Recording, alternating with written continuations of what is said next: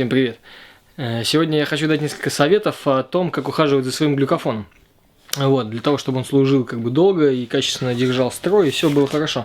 Только что я пришел с улицы, где был мороз, мы там снимали видео, и глюкофон, короче, охладился. И вообще достаточно холодный, сейчас он находится в теплом помещении, и происходит перепад температур, образуется конденсат на глюкофоне, это может повлечь за собой образование ржавчины. Вот, хоть и каждый глюкофон защищен слоем лака, ну, снаружи так вообще качественно защищен, а внутри слой более тонкий, и чаще всего ржавчина образуется именно внутри глюкофона.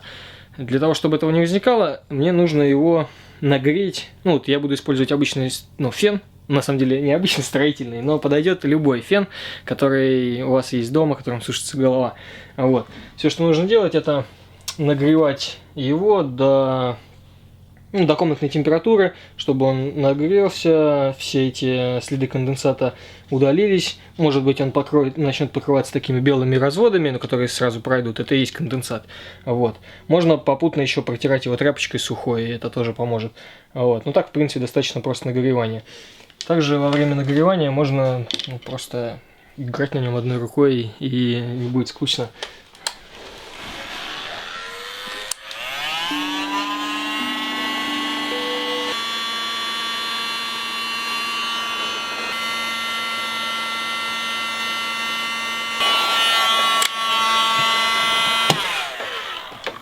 Такс. Ну что, глюкофон теплый, нагрет, все, короче, с ним в порядке. Он вообще, когда теплый, он такой приятный, вообще прям клевый. В общем, повторю еще раз, мы его нагреваем, если мы его переохладили, пришли с мороза в теплое помещение, там, или наоборот, вряд ли кто-то там, избегаем этих перепадов температур. Если вдруг мы его намочили по какой-то причине, может быть, под дождем играли, может быть, уронили там в реку, в бассейн, в ванну, там, все что угодно произошло, он мокрый, вытираем насухо сухой тряпкой, и вытираем еще раз, сушим феном, полностью высыхает, нагревается, все хорошо. Если мы проживаем или поехали отдыхать на море, там влажный регион, все это влажно, там вообще обязательно прям каждый день, то есть если вы проживаете на море и там пошли поиграли где-то на улице, глюкофон. Очень часто, в общем, люди, кто на море ездил, они потом обращаются и говорят, что вот подзаржавел глюкофон, что нам делать? Вот делайте все эти правила, и он не заржавеет. Второе, что может еще нанести вред этому металлическому предмету? Сильные удары или падения. То есть, если мы его уроним, он упадет на асфальт там, или куда-то, даже на пол или там на плитку, но шансов меньше. Но, в общем, самому ему ничего не будет, но какой-то из лепестков может погнуться, продавиться внутрь там или повредиться. Из-за этого он, немножко сместится по тону, то есть расстроится. Восстановить это все возможно, но зачем это надо? Лучше его просто не роняйте, бережно относитесь, это все-таки, качественная, дорогая вещь, которую надо беречь, вот, а не разбрасываться им. Вот. Кто бы говорил. Вот, но я их ловлю. То есть, я могу подкинуть и поймать его, да, но я полностью ответственен за свои действия, он не должен упасть. Вот. Но если и упадет там на мягкую травку, ладно. Но, в общем, все ясно с этим моментом.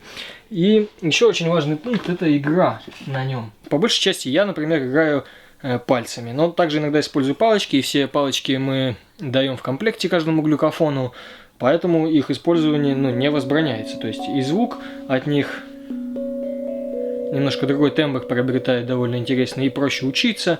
В общем, суть в том, что бить по лепесткам можно, с определенной силой. Если ее превышать, то это оказывает, нагрузку на металл. Получается, что,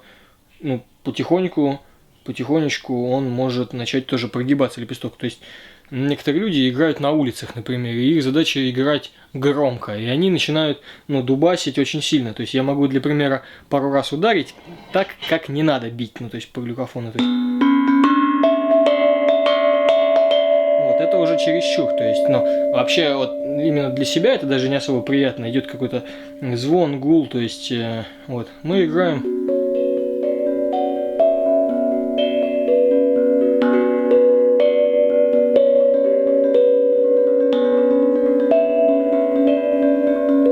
Смотрите, если ваш замах и удар уже идет от плеча, то, соответственно, это сильный удар, и не стоит так делать.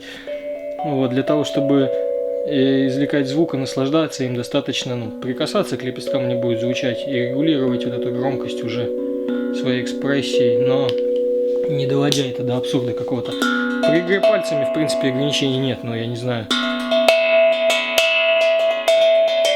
насколько нужно сильно ударять даже от плеча, чтобы что-то случилось. Вот. Но именно палочками обязательно нужно следить. Еще важный момент про палочки. Мы используем палочки именно с шерстяными шариками, которые достаточно мягкие, но при этом упругие. Вот. И они дают свой окрас. Некоторые производители глюкофонов, мастера, используют шарики резиновые, мячики, попрыгунчики. Вот. Они жестче, тяжелее. И если вам нравятся такие палочки, вы хотите играть им на глюкофоне, то тоже имейте в виду, что они жестче ударяют по лепестку, и там тоже надо дозировать свою силу и не ударять так сильно по глюкофону. Также не стоит играть какими-то вообще посторонними там предметами, которые могут просто повредить, поцарапать лак, или какой-то сильный удар нанести, или звон там неприятный. В общем, вот такие советы. Если, опять же, вы, к примеру, ставите глюкофон куда-нибудь на стол, будьте готовы к тому, что вот эта часть будет царапаться. Поэтому ставьте его на мягкую поверхность, а еще лучше ложите на колени и чувствуйте, как его вибрации распространяются. Вот. И вообще всем, добра и гармонии.